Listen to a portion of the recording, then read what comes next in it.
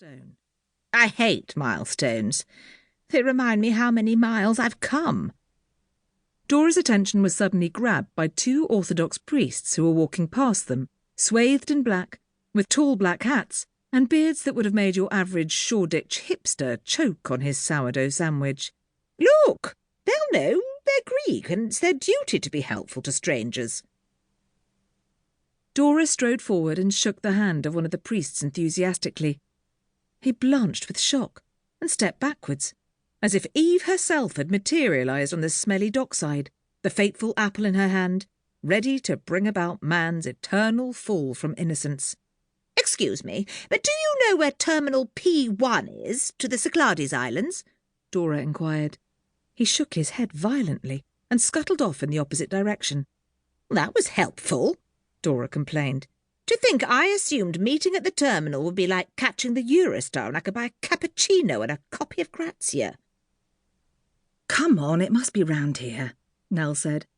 Even though it was early in the season, the sun was beating down and Nell found she was sweating profusely. There were people everywhere, pushing and shoving. Apart from two little boys sitting on the harbour wall fishing, it was more a scene from hell than a Greek holiday fantasy. She'd been told you could see the Acropolis once you were on the ferry, but at the moment all she could see were angry-looking people shouting at each other and a row of smokers sitting puffing away next to a heap of suitcases. They rounded another corner to find a bright red-painted building with passenger terminal written above it. Not only was it closed, but chained and padlocked. They plonked themselves down on the bench outside and leaned on their pull-along bags. Oh, bloody hell. Nell wiped the sweat out of her eyes. I know, why don't we ring Penny? Bet she's found it. She delved into her backpack just as a curious figure came into sight, wearing a long dress in a rather unfortunate shade of purple, embroidered with the kind of key patterns you find in Greek temples, and reading a book as she walked along, apparently oblivious of the chaos around her. Her hair was an untidy bird's nest that made Nell think of the Edward Lear poem about the old man who found 2 owls and a hen, 4 larks and a wren, had all made a nest in his beard. Nell suddenly realised who it was. Moira!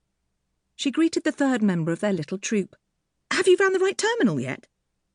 The newcomer closed her copy of Robert Graves' Greek Myths and Legends and looked around hazily. Sorry, no. I've just come from the Archaeological Museum in Piraeus. You really ought to go. Dora lifted an eyebrow just enough to imply that archaeological museums were not exactly on her list of essential activities. Moira taught classics at one of the most famous colleges in Cambridge and lost few opportunities to remind you of it. I'm so excited, she announced, staring off into the blue distance of the sea. Our ferry stops at Chios, where Homer was buried, and I want to get off and at least offer some kind of libation. The only thing is, you only get 6 minutes. I hear Chios is a party island now, Dora pointed out bitchily. Vomit in the streets and 24-hour booze cruises. What would Homer think of that? Moira shook her head in horror. Nell watched, fascinated, hoping no larks or wrens flew out. Though in the Odyssey he does talk about the wild wine that leads men on to sing at the top of their lungs, she informed them, and to dance and blurt out stories better not told. Oh, I've had some of that, Dora agreed. Me too, agreed Nell, though not for far too long. We'll have to put that right, laughed Dora. Do you remember Retsina? The one that tastes like Dettol. The very same. We'll see if they have some on the boat. When we find it, Nell sighed, her usual energy beginning to deflate in the heat. Oh, yes, I was going to ring Penny. Hang on, Moira pointed behind them.